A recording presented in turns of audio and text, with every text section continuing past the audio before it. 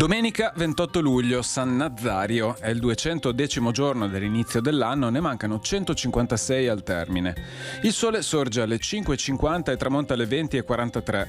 La luna si leva a mezzanotte e tramonta alle 14:30.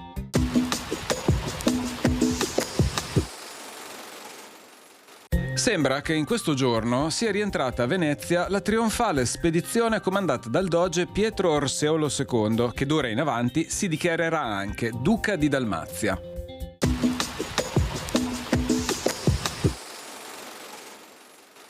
Le previsioni per domani. Condizioni di stabilità, seppur con nuvolosità a tratti irregolare, specie sulle zone montane e interne della pianura, mentre la costa sarà in prevalenza soleggiata. Sulle zone montane nel pomeriggio non è del tutto esclusa la possibilità di qualche locale precipitazione. Temperature minime in ulteriore aumento, massime in lieve flessione. Venti in pianura dai quadranti orientali da moderati a deboli nell'entroterra. Sulla costa inizialmente moderati tesi da nord-est, in attenuazione nel pomeriggio e in nuovo moderato rinforzo verso fine giornata. In quota venti moderati dai quadranti settentrionali.